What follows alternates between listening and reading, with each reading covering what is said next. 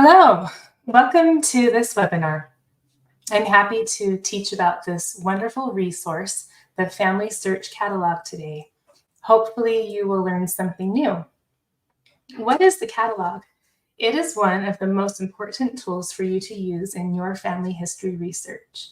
The catalog provides you with information about the records, books, microfilm, microfiche, and computer databases available from FamilySearch.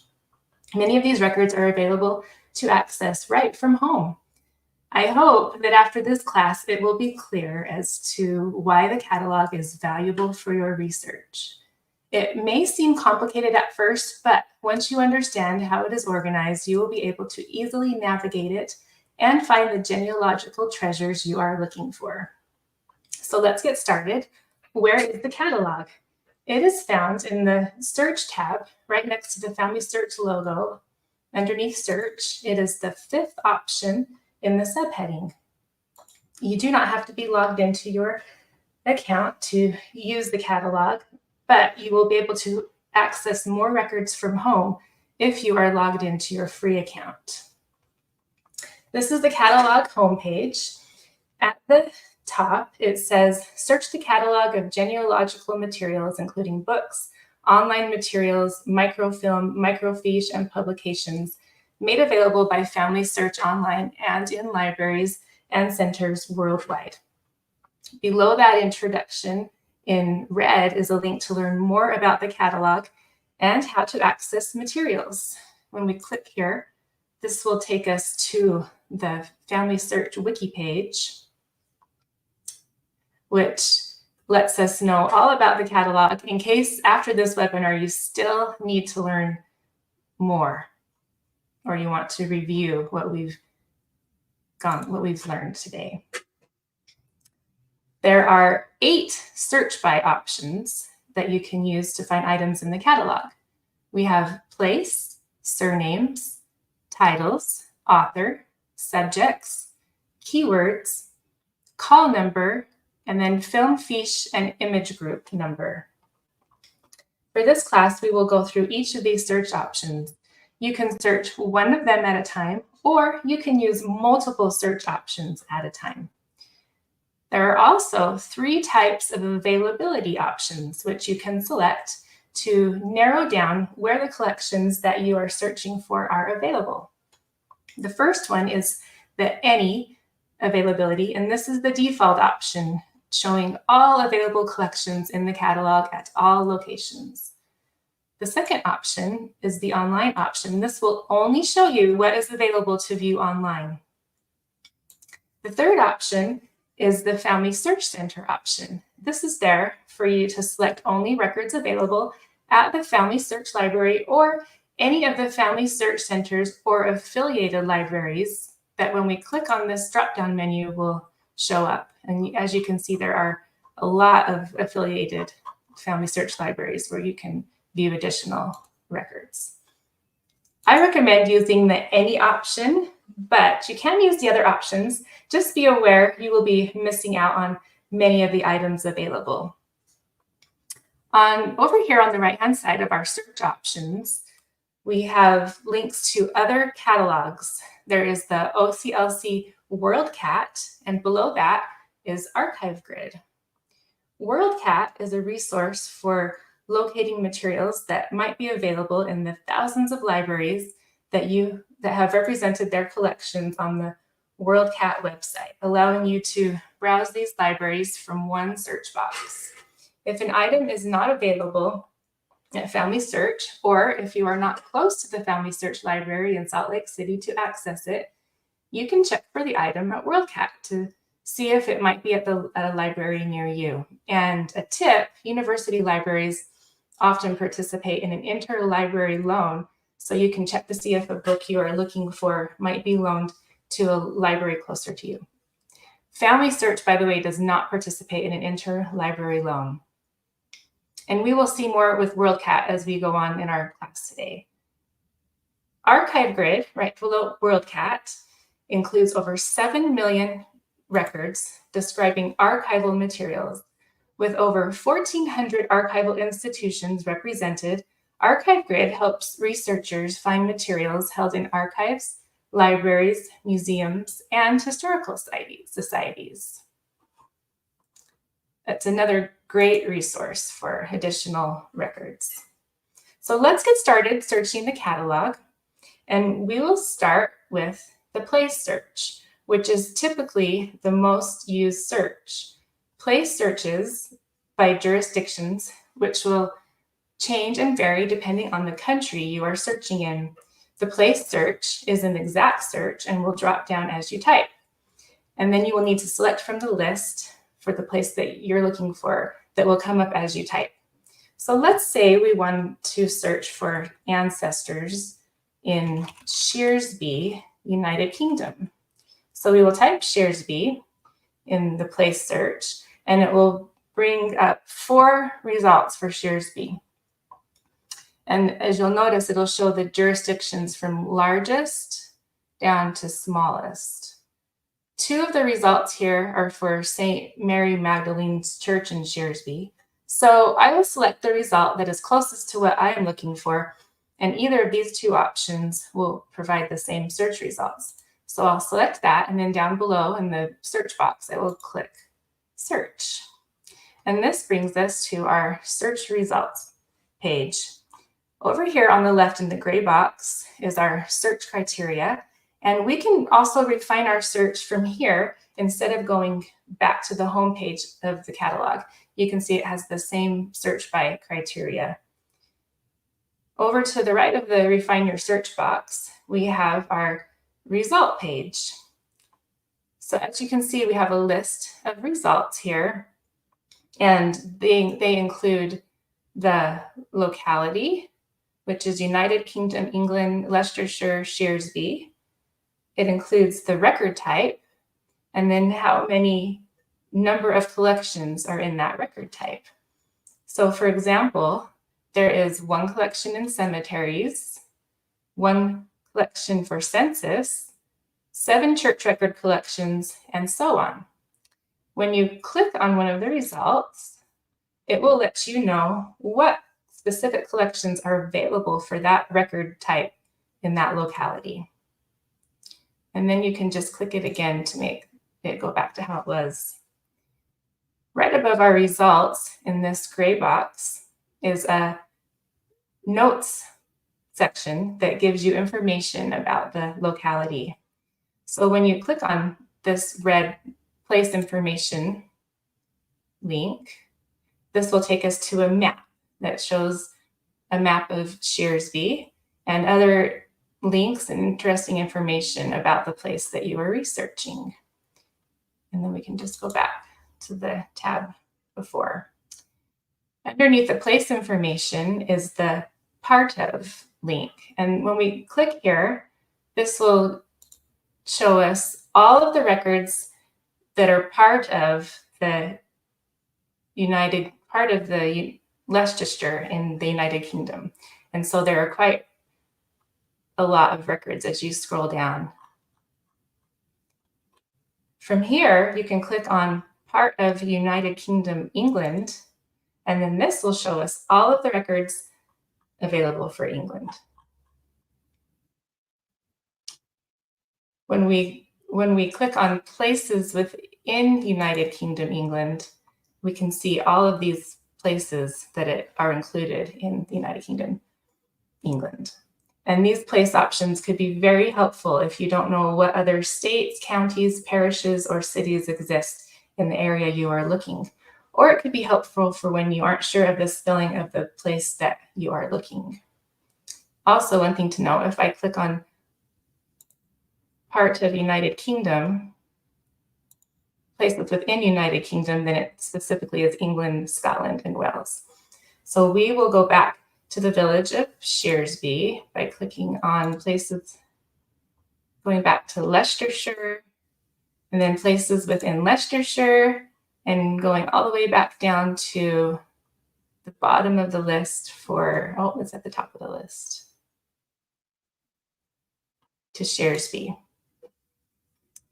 And we are back to our original results. So to summarize, You can use the links in the gray box to help you move around the different jurisdictions of a place. You can move from county to state, from country to state to county to city, village, or vice versa. At the top of our search results page, we have the option to print. When we click on that, it will show you exactly what is on your page. And if we close the box, we hit cancel and we select one of these options. And then if we click print, then it will show us the additional results. So whatever is on our page, it will print for us. And then the catalog print list is where you can add different collections to your list and then you can print them. This can be helpful if you want to make a research plan of different collections that you want to view online, or if you'd like to make a trip to the Family Search Library. So if I click on that, right now I have no collections in my catalog print list, and then it will explain to me how to get started adding collections to how to use it. And as I continue today, I will add the items that we find to the print list, and we can view that at the end. And then up here at the top left, I can just click on go back to the previous page, and it'll take us back to our results list. So now that you know what the results page includes, let's click on a specific collection to see what it might include. So we might be researching a family who lived in Shearsby in about 1875, and maybe we want to view a census record. So I will click here on the one census record included in Shearsby, and it says that census returns for Shearsby 1841 to 1891. So we'll go ahead and select that. And this opens up our collection page. Each collection will have a unique page. The gray box at the top left corner, we can click on a link to go right back to our search results if this is not the one that we want to look at or we want to go back and see other results. Over to the right of that, we have the option to print this page. And then we also have our catalog print list, which still says 0. I'll go ahead and add this record to our print list. And so now it shows that we have one in our print list. And by the way, the catalog print list will disappear once you've logged out. So make sure you print that before you log out. So the gray box also includes, right below the back to search results, it includes the title of the collection, the authors, which in this case, it's Great Britain Census Office. The format, it's a manuscript on film. The language, it's in English. And then physical will tells us that this record is on 5 microfilm reels and 4 microfiches. Below our gray box, we have notes. The notes section will let us know important things about the collection.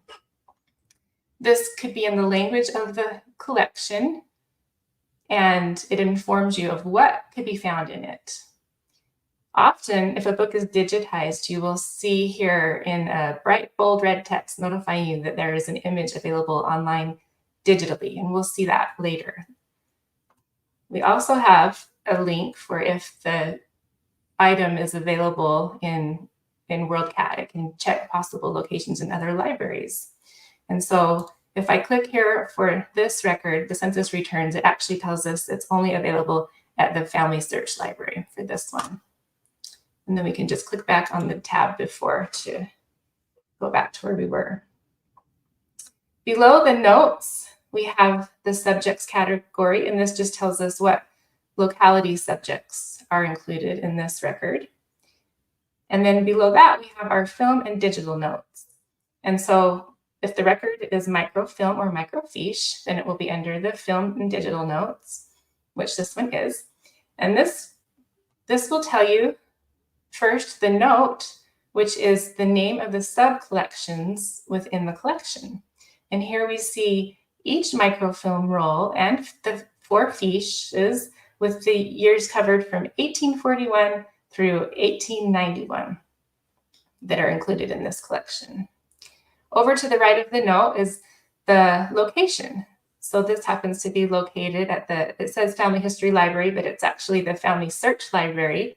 And when we click on here, the link will take us not to the image, but how to actually find the FamilySearch library and the directions and the hours that it's opened.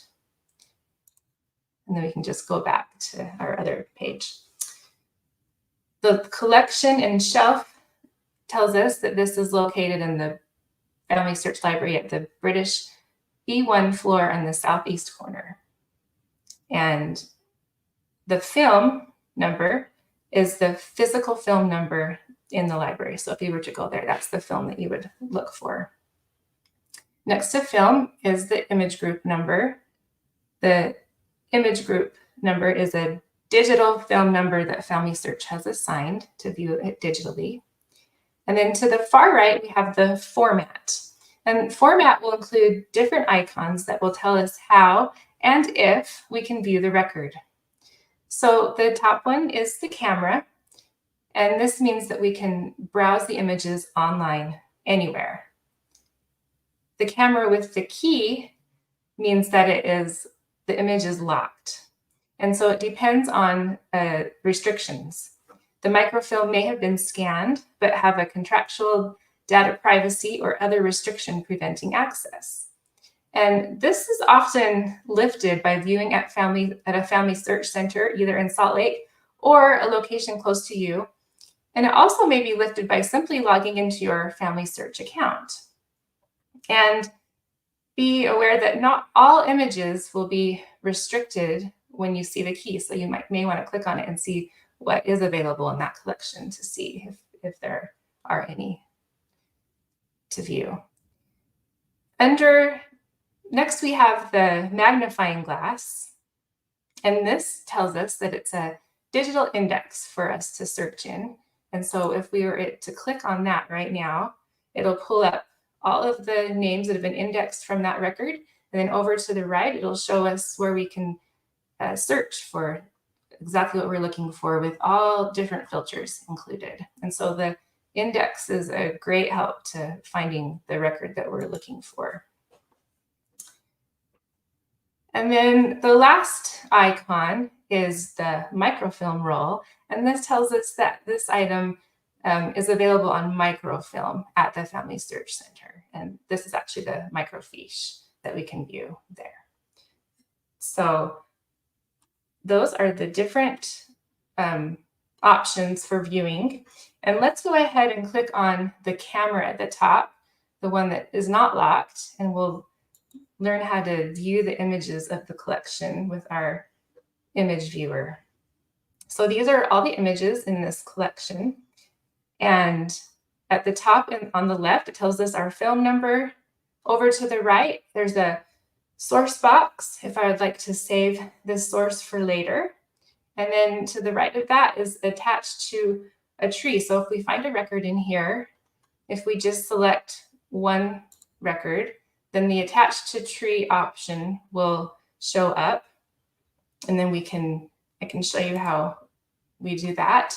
When you click on that, it'll give you an option. Well, it automatically will add the title of the source, and you can add in a date and other notes about the record that pertains to your family, maybe what line it's found on in the record or the names of the people. And then you can also add it to your source box from here.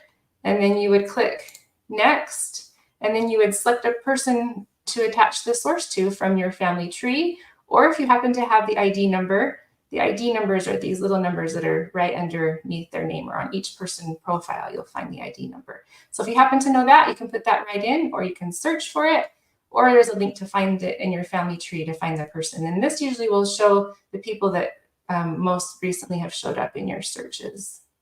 So if you find a great record, that's how you would attach it to your individual. And then as we go back to the image viewer, to the left, we'll see right underneath the film number, we'll see which image we are viewing. And it tells us this is image 5 of 581 images in this collection.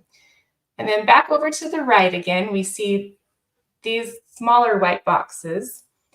And these are different tools for viewing the images. The first one is and actually as you hover over it, it'll usually tell you exactly what your what you're viewing. So if you can't remember exactly what that does, just hover over it and it'll show up. So this is viewing it in a grid format. And so this will go back to where we originally started, and you can scroll through all the different images in this collection, and sometimes this helps you to get to the specific date or section of that group of images that you need to. And to go back, there's a toggle switch right here that will just take us back to the other options.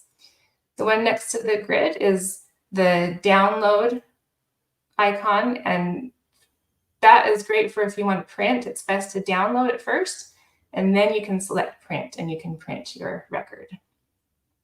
And then next to the print icon is the icon to toggle full screen mode. And so when I select that, it just makes it larger, and then I can go back to where I was. This option right here is the adjust image tool. And so sometimes the image might be a little bit difficult to read, and so you can try inverting the colors, adjusting the contrast and the brightness. You could rotate the image, and after you've done all that, if you need to reset it, there's a reset button down here at the bottom. And then this is also reset view. So if we've made any changes and we select that, it'll reset it back to it for us. And then last, we have the zoom buttons. And so if we want to zoom, it's already all the way. If we want to zoom in or out, then we can use the zoom button. And then we also have these little blue circles with the arrows, and that'll show us the next image. So if we're viewing the census image by image to see all of the neighbors, then we can view it that way, one by one. Underneath our gray box, we have an image index. And so if this happened to be indexed, then it would tell us the names and the index underneath. But this one says no indexes are available for this image. And then sometimes you can get some information about additional information about the image that you're looking for. And let me just pull that up a little bit. This just tells us the different places that are in this record. And then at the very bottom, sometimes there'll be a citation. We don't have a citation on this one, but I can exit out of that. And that is the image viewer. And so after you have finished viewing, you can just go up to the top left arrow to go back. That's next to your browser bar, and go right back to where we were. And then we'll go ahead and go back up here at the top where it says catalog, and we'll go back to the main search page of the catalog. And let's go to the next search option, which is the surname search. And this works best with an uncommon surname. And if you have a more common surname like Smith, then you might want to use a keyword search along with it. This does not search for variants of what you typed, so you must spell it correctly. And you can only type a surname and not the given name. So typing your ancestors' surname will also not guarantee that you will find your ancestors. But I'm going to type in my own surname. I'll type in Van Valkenburg there, and then I'll scroll down and click on search. And these results will show all the Van Valkenburg surnames that have been tagged to a collection. And usually a surname is tagged if it is a published genealogy. So maybe I would like to find a record of church records. I'll go over to the next page and select Van Valkenburg church records. And it tells me up here at the top the name of the record, the format. This is books, monographs. The language is English. The publication, the place of publication not identified, but it is the National Association of Van Valkenburg who created it. And the physical copy is 175 leaves in various foliations. The subject class right here, this gives us the call number. And that can be helpful to record if we need to find that book somewhere else. Down below our gray box is our notes section, and this is a link for viewing the digital version of this item. And so this is very helpful to view the book digitally right from home. We can click there, and this takes us into the digital image of the Van Valkenburg church records. And you can view inside, and this is the image viewer for the digital books.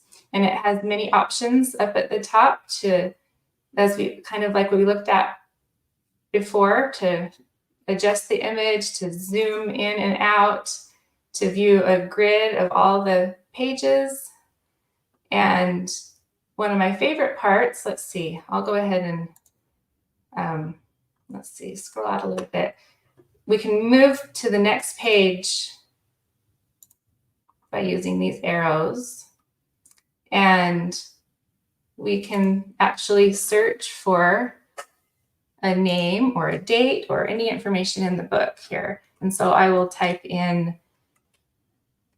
how about, if you put it in italics, then it will find exactly what you are typing. And it'll search for John Christopher. It'll take just a second. Oh, it shows 0 results. Okay, let's try one more. I'll do a date that I see here on the page.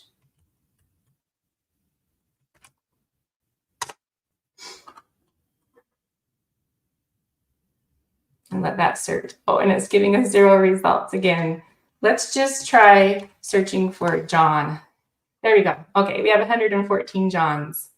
And typically you can search and find different names in the book, and it's very helpful. So that's one of my favorite parts about the digital images. So we'll go ahead and click the top up here and go back to the Van Valkenburg, the main page, and then in our tab up above, I'll go back to where we were before. The notes also tell us what's included in this book, and then different surname subjects for this subject section. And this one actually has different spellings of Van Valkenburg. And then it also tells us that this is actually an off-site storage. And so if you need to get the book, you could possibly contact the FamilySearch library. So that's our subject search. And I'll go ahead and add that to our print list. And then we'll go back to the main page of the catalog, and we will look at the titles search. So the more of the title you type, the shorter the results will be. If you do not know the whole title, type the words you do know. If I was interested in searching for a book about genealogical research, I could type that right here in title.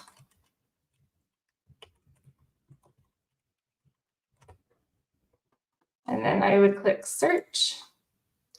And as you can see right up here at the top, there's 3,084 results for genealogical research. So let's be more specific. And if you'll scroll down on the left in the gray boxes, there's some filter options, and you can filter by year, by all different categories, by availability, by languages, and by format. And I might go to the other language and select Finnish language. And there is a beginner's guide to Finnish genealogical research.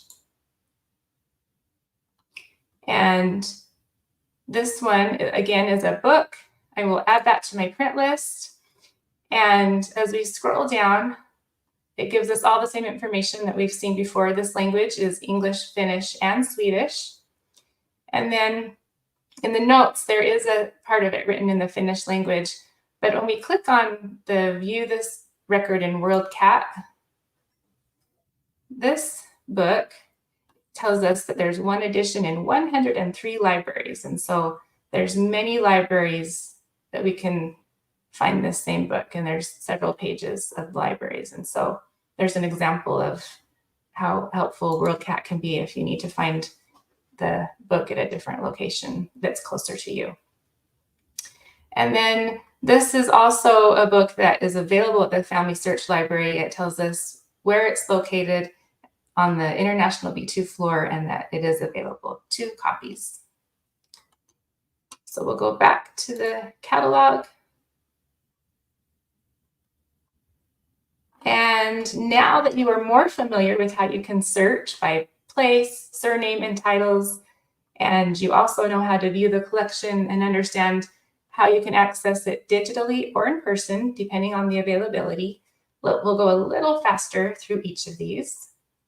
The author search is our next search. And with the author search, you can use the full name or just the surname. And sometimes you can use the repository as well. So let's search for a William Bruce Turner. And if I just type Turner into the search, you'll see that there are many Turner results. So let's be more specific and type in William Bruce Turner. We'll update that search. And then that gives us 3 results. If I select the top one and maybe the history of Maury County, Tennessee, we can see that this is a manuscript with digital images. And it is available with a digital version of the item when we click there. It also tells us in the notes that pages 309 to 312 are missing from the original book, and efforts to find replacement copies are being made. And then also tells us that this book is available at the FamilySearch Library. So you can get it there, or you could also just click right on the digital image and view this book, and you can click view inside and see this book. And so one helpful tip for author search is that it can include an organization, such as a government or a religious organization or any creator of the record. And so if I exit this search out and reset it, then I can do the author search. And I'll just show you an example of searching for Michigan County Court as the author. And then this will show all of the counties in Michigan that have records. And maybe I want to look at the naturalization records in Cass County. And so I can click on that and note that that is actually in microfilm available at, and there's a pretty long list of records there, and I'll add that to my print list. And I will go back to my search results. Next, and now we are just doing the search over here on the left in the gray box, which works just as well. So we just need to make sure we reset the search.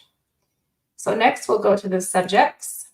The subject search uses the Library of Congress subjects, and the handout will let you know some of the subjects available. They are native races, nationalities, occupations, religious groups and languages, world history, geography, political science, law, fine arts, medicine, military and naval science, and more.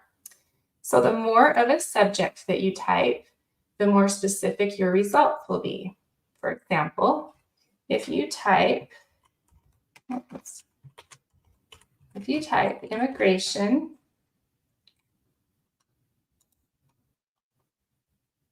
your results list will display several options. If I narrow that down and type immigration specifically at Ellis Island and update the search, then it will just show me immigration records from Ellis Island. And when I click on this first one for Ellis Island, I can scroll down and I can find a great collection of New York passenger arrival lists at Ellis Island for 1892 to 1924. And when I click on this is actually a collection that, as I scroll down and click on the available online digital images, this takes us to the historical collections page for Ellis Island, passenger arrival lists. And this is helpful. We can click on browse all images and see all the images, or we can search the index for names and all the search filters, including more options for searching filters. And so that's a great record collection to use. And I'll go ahead and add that to my print list also. And then we'll go back to the main search page of the catalog. And keywords is our next option. So the keyword search can be very versatile because it searches not just the title or author, but everything that is in the notes section of the collection page, including names. A keyword search results in a list of titles in relevance ranked order, which means the titles that most likely match your search will appear higher on the list. And sometimes it is best to use the keyword search with another of the search options. So for an example, if I wanted to find a history of my ancestor, George Washington Bradley, and his family, I might type in first, to combine the searches, I might type in the surname Bradley and search for that. And that gives me 553 results. So the keyword search comes in handy here. And I could actually type in George Washington, which is probably in the note. And that pulls up at the top of the search a history of George Washington and Betsy Kroll Bradley and family. And I will go ahead and add this history to my print list. And it does have a digital version of this one. When I click on that one and view inside, it shows me that there is actually a picture of George Washington and Betsy Kroll and their family in this book. And again, I can search through it and use all of the different search options for that book. And then this also gives some great notes and different surname subjects that are included in this book. And so we will go back to our search results and we will reset and update. Okay, the next search option is the call number search. And if you have recorded a call number of a book that you have found before, you can easily find the book. So let's find the book with the call number 974.8H2K2002. And you don't need to use a space or capitalize the letters when you're typing the call number. And I'll click update. And this takes me to the German and Swiss settlements of colonial Pennsylvania, a study of the so-called Pennsylvania Dutch. And I will add that to my print list. And again, it gives us all the same information. And it also tells me that a copy is available at the FamilySearch Library, United States and Canada, 3rd floor books. One more thing about the call number search. If you remove some of the letters of the call number and update the search, this will show you what all the books would be around the book you are looking for. So you can digitally browse the shelves by eliminating just some of the letters. And it looks like most of these books are all about Pennsylvania and maybe the history of the early settlers there. Okay, last on our search by options is the Filmfiche image group. I'm going to reset and update the search. Okay, and I'll just exit out. If there's a search you don't want, you can just click on that little X right there.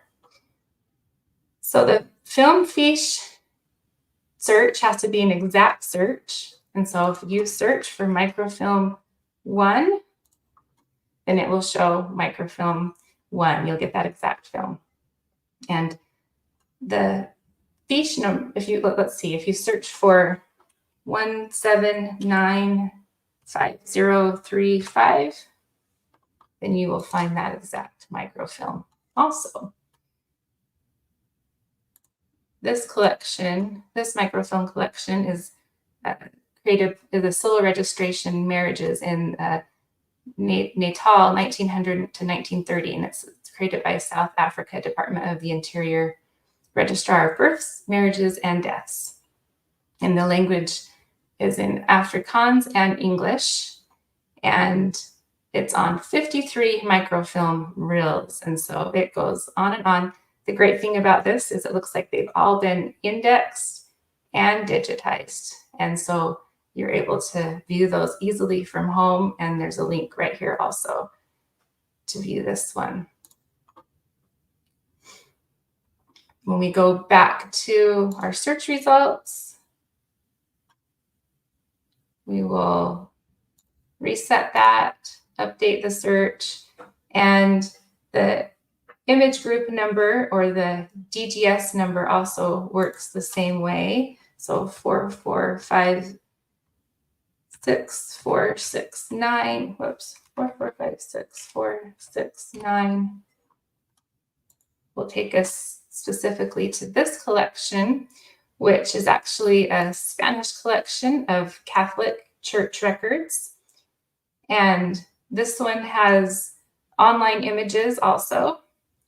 And if I want to find the specific number that I typed in, they're over here, but the numbers are long. So I could use a little hint here is to use Control F and then type in your number one more time, and then it will take us straight to that one, the exact one that we were looking for, and it's highlighted there in orange. So when you find a list that's really long, you could use Control F to find it, and it may be on other pages also.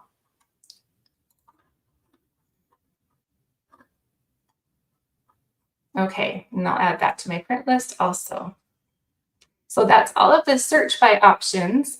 So let's look at our catalog print list that now says it has 9 records. And as we look through it, we can, if there's any we decide we changed our mind on, we can remove over here on the right. And when we click print, just notice that the call number is not recorded on our list. And so after you print it, you'll need to go back, and each of these options over here on the left in red are links back to the collection. And if you need to record the call number for that, then you can add that in after you print it.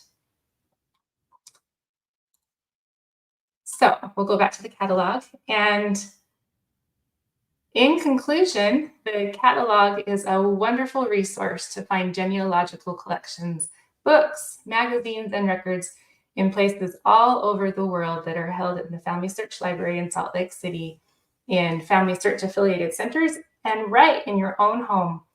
Hopefully, you are now encouraged to search for your ancestors in the records found in the FamilySearch Catalog. And thank you again for joining me today.